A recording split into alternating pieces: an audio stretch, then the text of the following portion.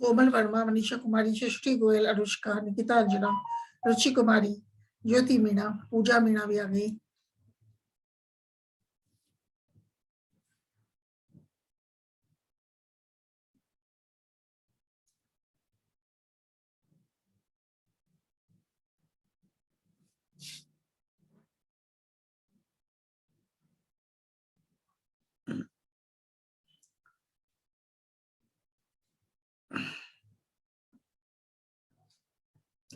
अंजलि, अंजलि,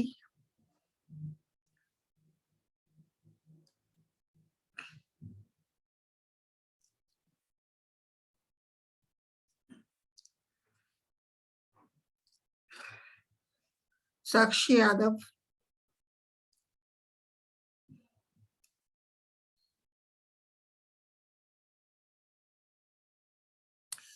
अंजलि विजय हो, अंजलि जलवानिया हो बेटा, ये दोनों हो।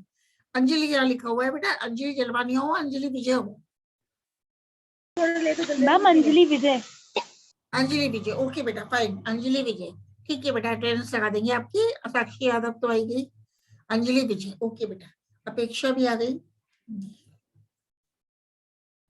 अभी अपन स्टार्ट करेंगे रसारोहण, ascent of sap in plant physiology. अभी बस एक मिनट और देख लेते हैं, then we start with ascent of sap in plant physiology. तो एक स्लाइड में शेयर कर दूंगी भी आपके साथ।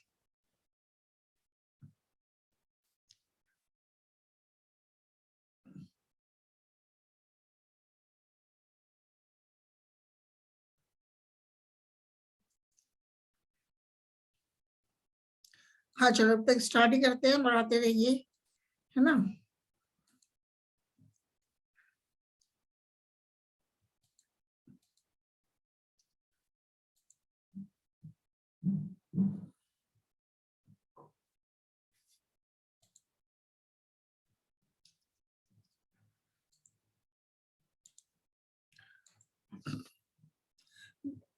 बेटा कौन सा चैप्टर कर रहे हैं अपन? ये है रसारोहण, एसेंट ऑफ सैप। तो अपन देखते हैं पौधे के भूमिगत भाग जड़ से, जड़ का गुरुत्वाकर्षण के विपरीत पौधे के शीर्ष तक स्थानांतरण रसारोहण, एसेंट ऑफ सैप कहलाता है।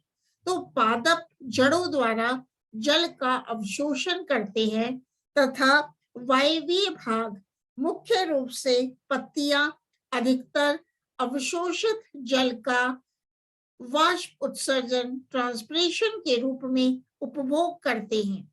इसके लिए अवशोषित जल का अधिकतर भाग जड़ों से स्थानांतरित होकर पादप शीर्ष तक पहुंचता है। तो कुछ वृक्षों में, फॉर एग्जाम्पल यूकेलिप्टस तथा सिकोया जायंटिया में, यह दूरी 100 से 130 मीटर तक होती है और जल पादप के वायवीय शीर्ष तक गुरुत्वाकर्षण बल के विपरीत किस प्रकार पहुंचता है? यह एक विवादग्रस्त प्रश्न है जिसका उत्तर विभिन्न वैज्ञानिकों ने विभिन्न प्रकार से दिया है। तो अपन बात कर रहे हैं about the ascent of SAP. So what is the ascent of SAP? So what is the ascent of SAP? तो once the water is absorbed by the root hair, the water is translocated to various parts of the plant. Means the translocation of water is done to various parts of the plant once the water is absorbed by the root hairs. So the fluid that moves upwards in the stem is not pure water but a dilute solution of mineral ions absorbed from the soil and is referred as sap. So what is ascent of sap? We can simply say the process of translocation of sap from the roots to the top of the plant is called as ascent of sap. मतलब the process of translocation of sap कहाँ से? From the roots to the top of the plant is called as ascent of sap. So there is no problem of translocation in lower thalloid plants because the distance between the absorbing and receiving ends is very small. But in higher plants, distances between the absorbing organs, roots, and the receiving ends, top of the trees are large. कहने का मतलब है जो higher plants है, like gymnosperms है, angiosperms में angiosperms में angiosperms हैं, फ्लावरिंग प्लांट्स हैं, उसमें the distance between the roots which are the absorbing organs and the distance between the receiving ends are large. So this distance is more than 70 meters, and so this suggests there must be an elaborate system for upward translocation of the sap within the plant body to raise water to such great heights. तो अब एक slide और share करती हूँ. अपन क्या देखेंगे? रसारोहण का path of ascent of सेप. प्रतिभा शर्मा भी आ गई. तो जल का स्थानांतरण जाइलम तत्वों, विशेष रूप से वाहिकाओं तथा वाहिनिकाओं द्वारा होता है. मतलब the translocation of water occurs by means of vessels and tracheids. इसके अतिरिक्त जल के संवहन तथा रसारोहण में फ्लोएम का कोई योगदान नहीं होता. कहने का मतलब है phloem has no role in the ascent of sap, whereas only the vessels and tracheids of xylem they play the role in the ascent of sap. तो जल का स्थानांतरण केवल वाहिकीय तत्वों, ट्रैकरी एलिमेंट्स द्वारा होता है और निम्न प्रयोगों द्वारा, निम्न एक्सपेरिमेंट्स द्वारा इसे प्रमाणित किया जा सकता है. तो पहले एक एक्सपेरिमेंट की बात करते हैं. ये नाम है रिंगिंग एक्सपेरिमेंट, वलयन उपयोग. ये देख रहे हो इस डायग्राम में दिखाया हुआ है वलयन प्रयोग. ये है वलयन एक्सपेरिमेंट, वलयन प्रयोग. तो जड़ों द्वारा अवशोषित जल का ऊपर की ओर संवहन जाइलम ऊतक के द्वारा होता है. इस तथ्य को सर्वप्रथम मालपिघी ने वलयन प्रयोग द्वारा प्रमाणित किया. एक बार साक्षी पिपलीवाल और ऋषिता आ गई है ना, ऋषिता भी ज्वाइन कर रही है. तो इस तथ्य को सर्वप्रथम मालपिघी ने वलयन प्रयोग द्वारा प्रमाणित किया. इस प्रयोग के लिए पौधे की पत्तियों सहित 2 शाखाएं लेते हैं. ये देखो, पौधे की पत्तियों सहित अपन 2 शाखाएं लेते हैं. तो कहने का मतलब है एक शाखा की लगभग 2 सेंटीमीटर भाग की छाल वलय के रूप में फ्लोएम सहित चाकू से उतार ली जाती है. केवल केंद्रीय जाइलम भाग बचा रहता है. दूसरी शाखा के लगभग 2 सेंटीमीटर भाग से जाइलम को नुकीले चाकू की सहायता से इस प्रकार हटाते हैं कि फ्लोएम व अन्य बाह्य ऊतक कम से कम क्षतिग्रस्त हो. इस प्रकार इस शाखा में जाइलम के अलावा सभी ऊतक उपस्थित होते हैं. तो दोनों शाखाओं को जल से भरे बीकर में इस प्रकार रखते हैं कि आधारीय भाग जल में डूबे रहें. और कुछ समय पश्चात हम देखते हैं कि जाइलम युक्त शाखा की पत्तियां स्फीत बनी रहती हैं, जबकि जाइलम रहित शाखा की पत्तियां मुरझा जाती है. अतः यह स्पष्ट होता है कि जल जाइलम ऊतक द्वारा ही ऊपर चढ़ता है. तो अपन देख रहे हैं बेटा इस डायग्राम में क्या दिखाया है कि ये है डायग्राम. इसमें देख रहे हो आप, इससे क्या निकाल दिया, इसकी तरह से फ्लोएम एंड कॉर्टेक्स को तो रिमूव कर दिया है and the leaves are turgid and this is now.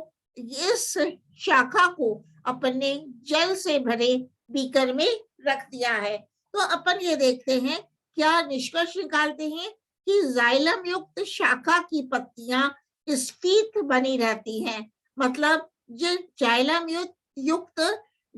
युक्त शाखा की पत्तियां स्फीट का मतलब है टर्जिड बनी रहती हैं, टर्जिड बनी रहती हैं, जबकि जाइलम रहित शाखा की पत्तियां मुरझा जाती है।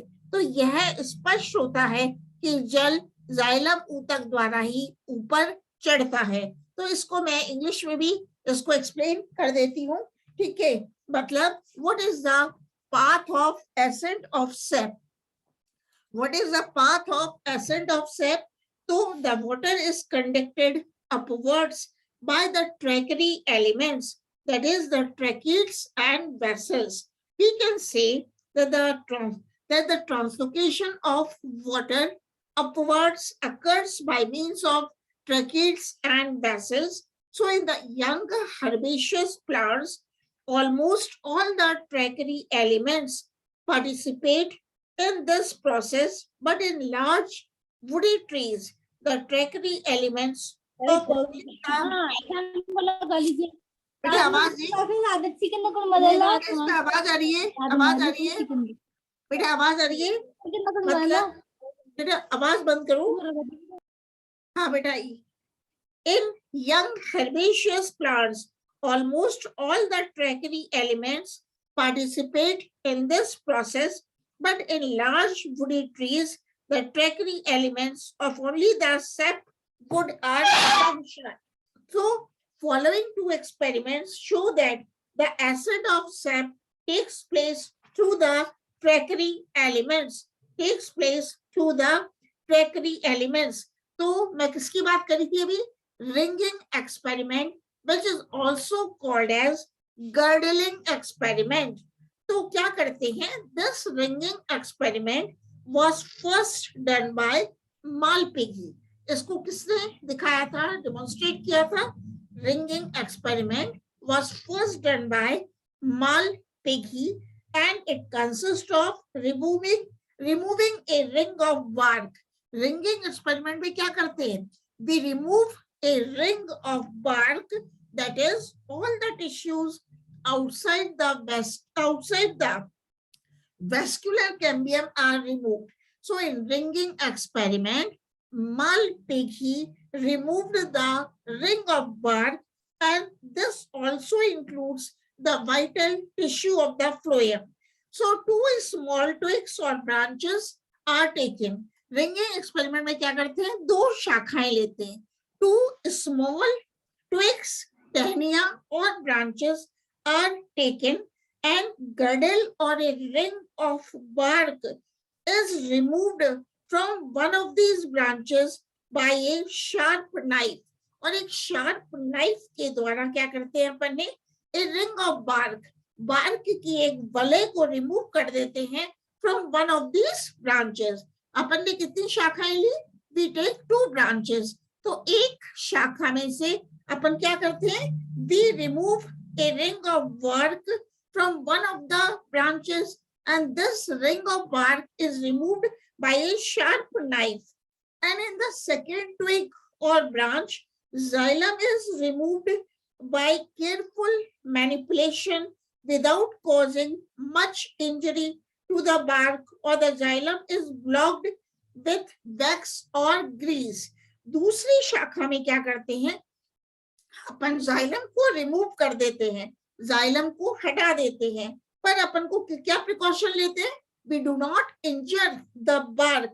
इस सावधानी से जाइलम को रिमूव करते हैं कि जो शाखा है, ब्रांच है, उसके बार्क को इंजरी नहीं पहुंचे. तो in the second twig, xylem is removed, and without causing any injury to the bark, or the xylem is blocked with wax or grease.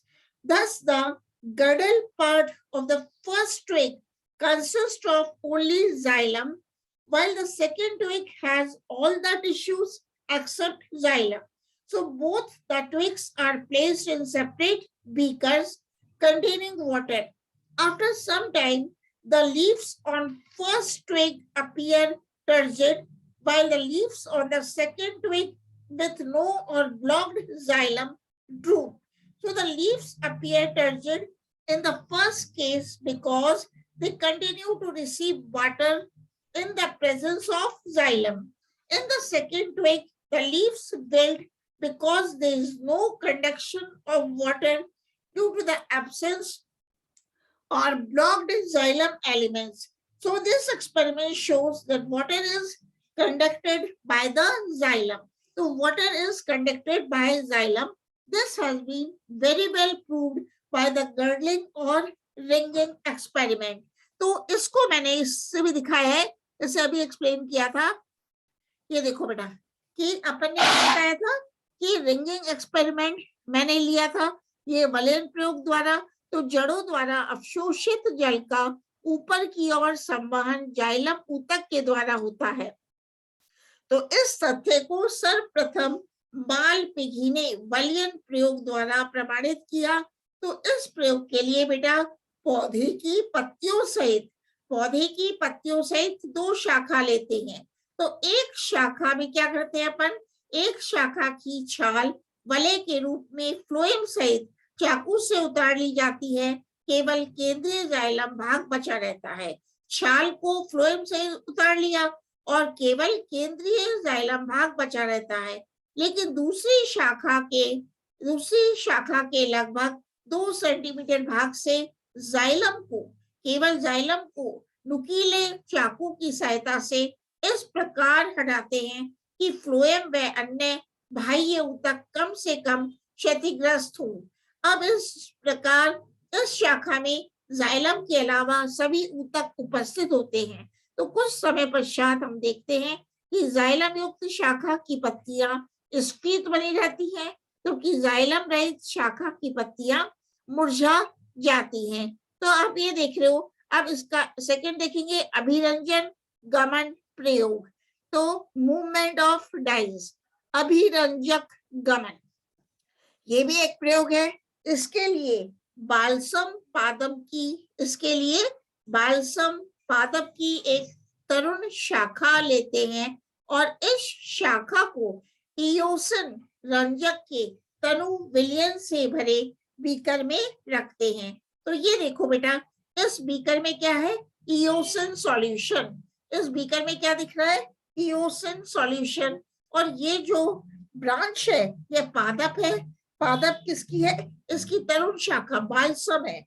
तो मैंने बताया अभिरंजन गमन प्रयोग में क्या करते हैं, इसके लिए बालसम प्लांट की एक यंग तरुण शाखा लेते हैं और इस ब्रांच को, इस शाखा को इयोसिन रंजक के तनु विलयन से भरे बीकर में रखते हैं. कुछ समय पश्चात पत्तियों की शिराएं लाल दिखने लगती हैं. तो we see the stained veins of the leaf. तो अपन क्या देखते हैं, कुछ समय पश्चात पत्तियों की शाखाएं लाल दिखने लगती हैं और इस पौधे के तने या शाखा अथवा पर्णवृंत का काट कर माइक्रोस्कोप में देखने पर पाते हैं कि इयोसिन रंजक केवल जाइलम तत्वों में ही दिखाई देता है. इससे स्पष्ट होता है कि जल का ऊपर की ओर संवहन केवल जाइलम तत्वों द्वारा होता है. तो ये भी प्रूव करता है बेटा कि जल का ऊपर की ओर संवहन केवल जाइलम तत्वों के द्वारा होता है. तो इसको इंग्लिश में कैसे एक्सप्लेन करेंगे कि इंग्लिश में भी ये जाना जाता है यूज ऑफ डाई. क्या बोलेंगे, use of dye. So a dilute solution of eosin is taken in a beaker. ये दिख रहा है, this is the beaker and we take a dilute solution of eosin in a beaker in which a balsam twig is placed. This is the twig of balsam. This balsam twig is placed in a beaker filled with eosin solution. And what is eosin? So it is a red dye that stains liquefied tissues such as xylem. So after some time, the veins of the leaves of the balsam plant appear red. अपन क्या देखते हैं, उसकी जो veins है, the veins of the leaves they appear red. They appear red and some parts of the stem become pink. मतलब जो veins हैं, शिराएं हैं, वो तो लाल दिखाई देती है और some parts of the stem का कुछ भाग पिंक दिखाई देता है. तो इस section of the stem or petiole shows that only the xylem elements have taken the stem, indicating the solution moves through the xylem. The solution moves through the xylem. So it is established that the water is conducted through the trachea elements of the xylem, tracheids and vessels, and these are dead cells with lignified secondary walls. तो अपन ने देखा movement of dies और क्या देखा अपन ने, ringing experiment. एक experiment और देखते हैं बेटा, इसका नाम है, जयश्री भंडारी भी आई है आज, अवरुद्ध प्रयोग ब्लॉकेज एक्सपेरिमेंट. क्या देखेंगे अपन, अवरुद्ध प्रयोग ब्लॉकेज एक्सपेरिमेंट. तो काष्ठीय पादप नाम क्या है, फॉर एग्जाम्पल टीलिया, टीलिया की 2 टहनियां लेते हैं. ब्लॉकेज एक्सपेरिमेंट में क्या करते हैं, वुडी प्लांट, काष्ठीय पादप फॉर एग्जाम्पल टीलिया की 2 टहनियां लेते हैं. अब इनके आधारी भाग को चाकू से इस प्रकार छीलते हैं कि जाइलम व फ्लोएम को अलग अलग मोम से ढक देना संभव हो.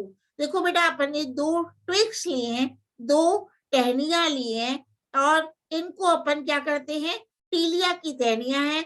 तो ये क्या दिखा रहा है, अवरुद्ध प्रयोग द्वारा प्ररोह में जल चालन का मार्ग ज्ञात करना. तो अपन क्या करते हैं कि अब इन टहनियों के आधारी भाग को चाकू से इस प्रकार छीलते हैं कि जाइलम व फ्लोएम को अलग अलग मोम से ढक देना संभव हो. तो ये डायग्राम ए में क्या दिख रहा है बेटा, फ्लोएम इज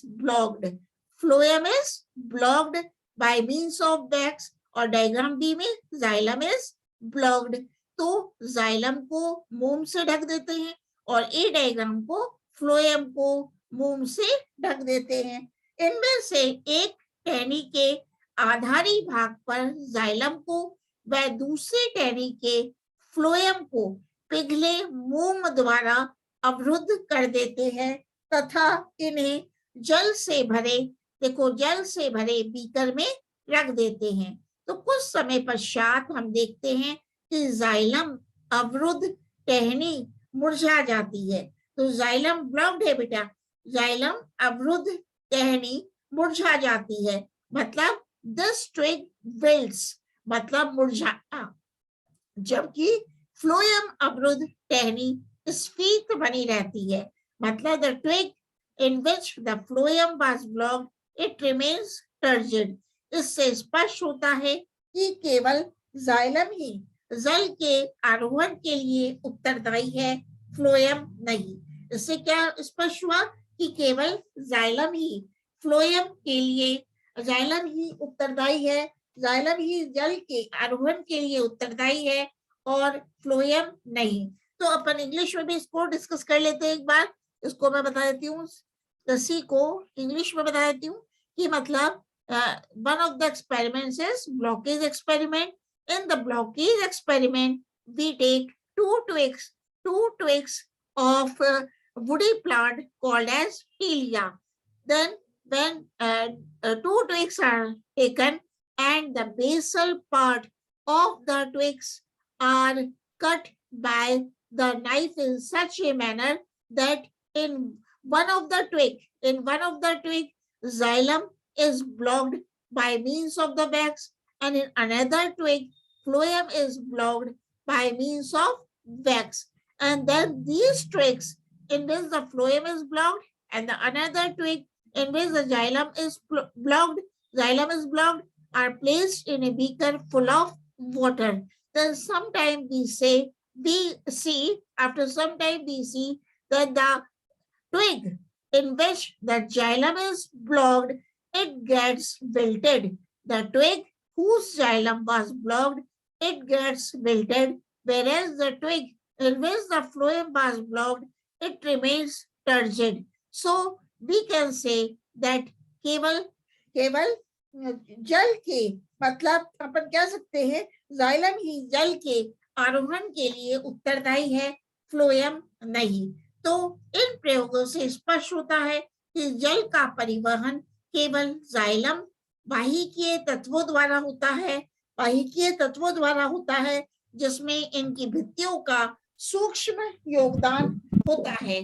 तो we can say now these are the theories of ascent of sap, रसारोहण के सिद्धांत। तो ये कल पढ़ेंगे। रसारोहण की क्रिया विधि को समझाने के लिए कई प्रकार के सिद्धांत प्रस्तुत किए गए हैं। इन्हें तीन प्रमुख श्रेणियों में या वर्गों में रखा जाता है। एक तो है मतलब theories of ascent of sap. There are three theories of ascent of sap: vital force theory, जैविक बल सिद्धांत, रूट प्रेशर थ्योरी, मूल दाब सिद्धांत। एक है फिजिकल फोर्स थ्योरी, भौतिक बल सिद्धांत। तो these are the theories regarding the ascent of sap. तो ठीक है, ये अभी किसी को इसमें कोई क्वेश्चन पूछता हूँ ascent of sap में तो पूछ सकता है बेटा। ascent of sap में तो अपने 3 एक्सपेरिमेंट्स आज देखे, ठीक है।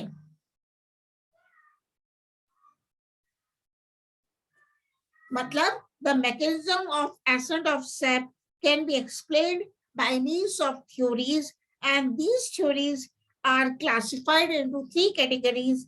First is the vital theory, second is the root pressure theory, and third is the physical theory. So what is the vital theory? So according to the vital theory, living cells are responsible for the ascent of sap.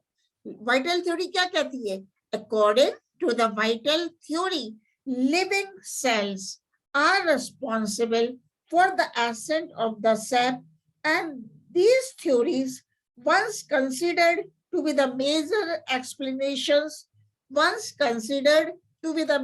explanations, have now only academic interest because the role of tertiary elements, dead cells, in the ascent of sap is well established. So, according to vital theory, we can say living cells are responsible for the ascent of the sap. Lekin nowadays, we say that the role of tertiary elements, that is of the dead cells, in the ascent of sap is important. So some of the important vital theories are given. First vital theory was suggested by Westermeyer. So Westermeyer suggested that tertiary elements held water by capillarity and acted as a reservoir. तो किसकी बात कर रहे हैं अपन? Accent of SAP की, ठीक है, theories of accent of SAP. तो इसमें देखना बेटा, जो पहला है जैविक बल सिद्धांत। तो जैविक बल सिद्धांत क्या कहता है? इसके अनुसार रसारोहण संवहन ऊतक की जीवित कोशिकाओं की सक्रियता के फलस्वरूप होता है, जो जाइलम कोशिकाओं के सानिध्य में स्थित होती हैं। इसके अंतर्गत प्रमुख मत निम्न प्रकार है। तो वाइटल थ्योरी, जैविक बल सिद्धांत क्या कहता है? जैविक बल सिद्धांत के अनुसार रसारोहण एसेंट ऑफ सैप संवहन ऊतक की जीवित कोशिकाओं लिविंग सेल्स की सक्रियता के फलस्वरूप होता है। तो वेस्टरमायर के अनुसार जल का संवहन जाइलम मृदुतक द्वारा होता है तथा वाहिकाएं केवल जल के संग्रहण का कार्य करती हैं। तो वेस्टरमायर ने क्या बताया? जो जल का संवहन है वो जाइलम मृदुतक, जाइलम पैरेन्काइमा के द्वारा होता है तथा वाहिकाएं वेसल्स व वाहिनिकाएं ट्रैकिड्स केवल जल के संग्रहण का कार्य करती हैं। ठीक है, तो ये है अपना वाइटल फोर्स थ्योरीज। तो 5 मिनट बाद और ज्वाइन कर लेना। अभी किसी को अपेक्षा, साक्षी, किसी को कोई क्वेश्चन पूछ रहा है तो पूछ लो। ऋषिता कलाल, जयश्री, जयश्री का नाम लिख लेती हूँ। जयश्री, आज आप कितनी बार आए हो बेटा क्लास में? कम आए हो ना जयश्री, है ना? जयश्री ये आई आज, अच्छा लगा। अच्छा, निकिता, अंजना, कोई क्वेश्चन है? ज्योति, मीना, अपेक्षा? तो 5 मिनट बाद मनीषा, साक्षी, सृष्टि, गोयल, अंजलि, विजय, हाँ, कोई क्वेश्चन है तो पूछो बेटा। इसमें we have started the ascent of sap in the plants, है ना? तो इसकी थ्योरीज अब अपन नेक्स्ट क्लास में डिस्कस कर लेंगे। First theory was the vital force theory, क्योंकि मैंने आज बताया वेस्टर्न मेयर के बारे में। नेक्स्ट है गॉडलेवस्की के बारे में भी डिस्कस करेंगे, गॉडलेव स्काई या गॉडलेव स्की के बारे में।